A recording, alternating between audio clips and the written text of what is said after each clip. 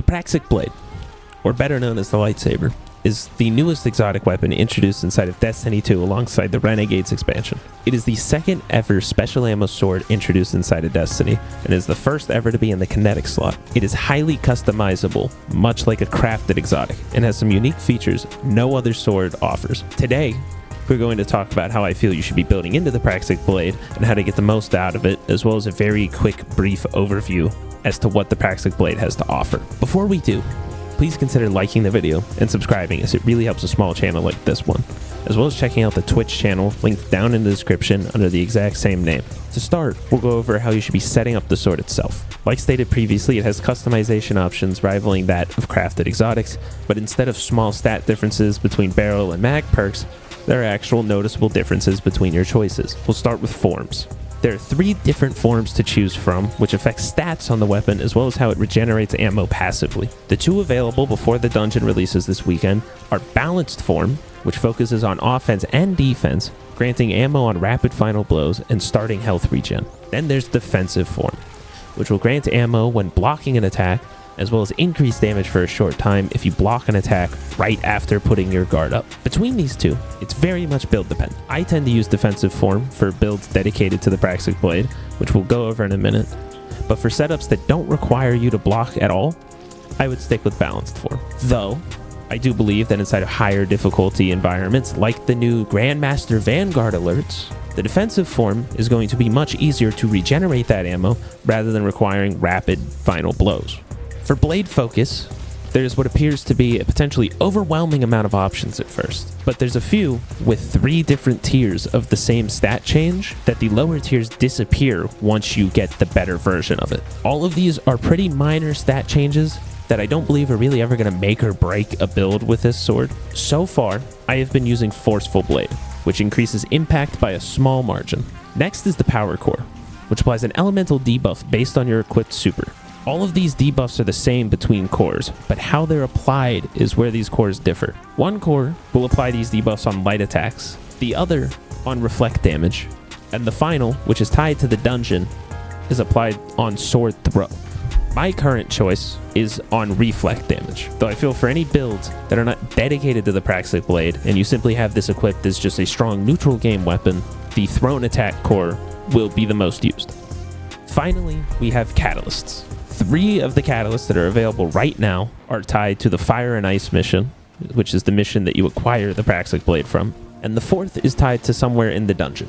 What I believe I'm going to gravitate towards is the Hyper Blade, which is basically Valiant Charge. The effect of a slightly worse Eager Edge inside of the kinetic slot using special ammo could be very strong, but I am also someone who almost exclusively uses Eager Edge in my heavy, so your mileage may vary. Now, for the builds that utilize the Praxic Blade, so far I have 3 that I've been using.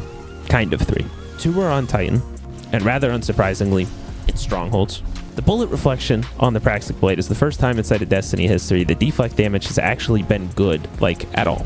So being able to deflect forever and have infinite healing and not take any damage just kind of makes sense. The first iteration of the build started on Strand alongside Banner of War, and this build is not bad. The Strand Titan kit on its own is incredibly strong for neutral game Destiny, and if you were to ever run out of ammo in the Praxic Blade somehow, you're still okay. You can rely on your subclass. Banner of War also buffs the deflect damage that this sword does. After some playing around with this, I decided that I wanted to move the build to Arc Titan alongside the Storm's Keep aspect. If you played during episode Heresy, you may remember Titans using flash counter swords alongside the barricade to get the benefits of Stronghold survivability while also being able to get off Bolt Charge. Now, you can do all of this, but actually have your sword pump out a good bit of damage as well, and activate Bolt Charge from a much farther range. With the Refraction Core equipped, and an Arc Super equipped, you also gain a stack of Bolt Charge when you reflect any damage. Using Strongholds on Arc is absolutely the way to go given how much damage you can put out with this setup from a relatively safe position. I'll put my subclass and mod screens on the screen now for you to copy off of, or a dim link down in the description for all 3 builds I talk about today. A few things of note are the fragments used here. Spark of Frequency is a must-have, as while amplified, every Bolt Charge acquisition will grant you 1 more stack. Spark of Resistance is also an easy pickup for any arc setup, as it's just a free 25% damage resistance. But it could easily be switched out in this scenario, as you already have insanely high damage resistance. The other two fragments are really up to you, but I am running Ions and Shock for both Ionic Traces to get more ability energy, and also some Jolt damage to deal with overloads and to get more damage out in the field. For abilities, the only one that really matters is Rally Barricade. Thruster does not provide any benefit with Storm's Keep, and Towering Barricade not only has a much longer cooldown, but it becomes much harder for the enemies to actually hit your sword to deflect damage off of the sword and back into them.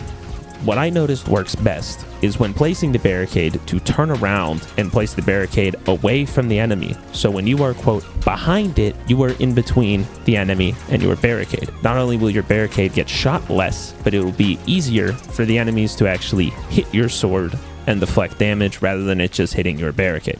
For the last build, what I consider to be a bit of air quotes secret tech is on Strand Warlock, utilizing the Weave Walk aspect. Why this is special is because you can deflect damage with the Praxic Blade without exiting Weave Walk. Now this doesn't really have any effect on PvE enemies, as they don't track you well in Weave Walk and they just shoot where you last were. I don't know if this is a new change or something that has always been there and I just didn't notice it, but against enemy players it makes you near unkillable while they continue to just shoot you, which in turn deflects damage back onto them. Now this is probably a bug and will likely get fixed or potentially disabled inside of PvP or the contest mode dungeon, but for right now it's something you can take advantage of inside the Lawless Frontier, whether you are invading or being invaded. The setup is simply just quite strong inside of general PvE as well, as you can use the Praxic Blade very aggressively and then get away from any danger with Weave Walk while going completely unpunished. This setup admittedly might not be as good as Nothing Manacles are right now, but it does enable an incredibly strong playstyle inside of invasions within the Lawless Frontier, as well as just general PvP for something to have fun with. I've been pairing this with the new